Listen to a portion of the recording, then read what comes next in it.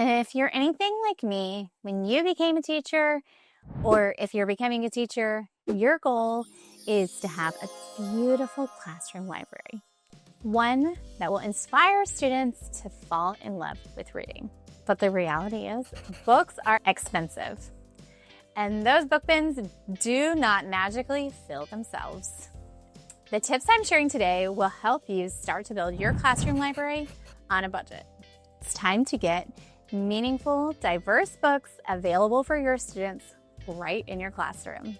All right, let's get started.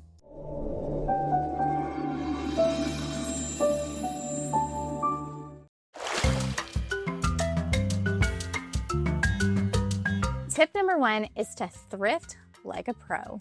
So some places to look are Goodwill. Local kid thrift stores I've found are like a really good place to find books, half-price books, clearance bins, and the Dollar Tree. The bonus about Dollar Tree is that the books are new, although I have found that the spines don't always hold up very well.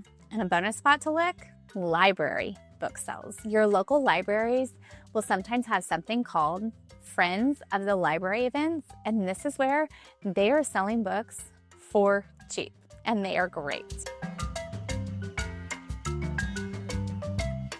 All right, tip number two is to ask for donations. You can write a quick post on your neighborhood Facebook group, Buy Nothing groups, or local mom groups. Something that says, "Hi, I'm a local teacher building my classroom library. If anyone is decluttering kids' books, I'd love to give them a new home." I know for me, I'm always decluttering my own children's kid books. When they become of a certain age, they kind of grow out of them, and I would love to give them a new home with a teacher.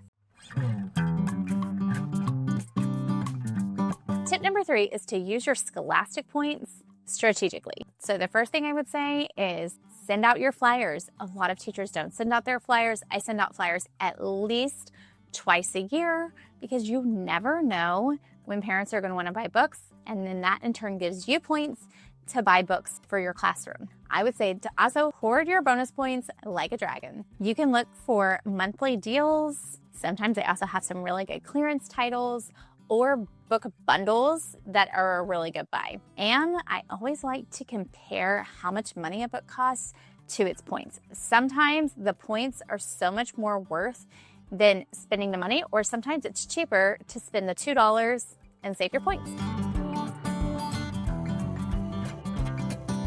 Tip number four is follow Bookstagrammers or people on TikTok that are sharing kids' books. The reason is, one, they often share great books that are just so meaningful and have a really great message. Also let you know when places like Amazon drop prices on books. I have gotten some really, really nice hardback great books for like $3.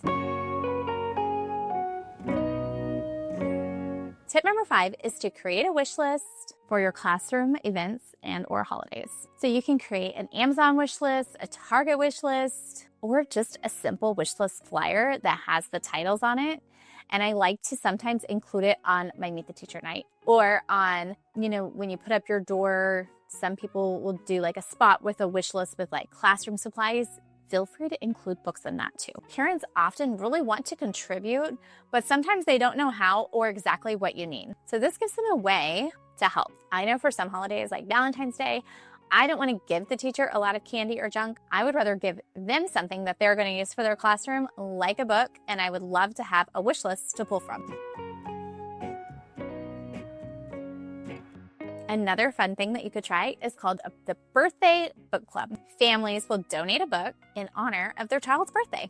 I still remember standing at the book fair my first year of teaching, holding up 3 picture books I really wanted for my class. I did the math, put one back, picked another one up, put that one back, stood there for far too long trying to decide if any of these books were worth it. Spoiler alert, I left with 0 of them. But here's what I've learned since then. You don't need to buy every book yourself. You also don't need a Pinterest perfect library overnight. What matters most is that your students have stories to connect with and that you're building your collection over time. So if you're just starting out or rebuilding, take a breath, use these tips, and know that your library will grow one beautiful book at a time. And once you get all those books, if you're wondering a good way to organize and label them, you're going to want to watch this video here where I'm showing you exactly how I labeled my library for my kindergartners and how the books went back in the right spot every time.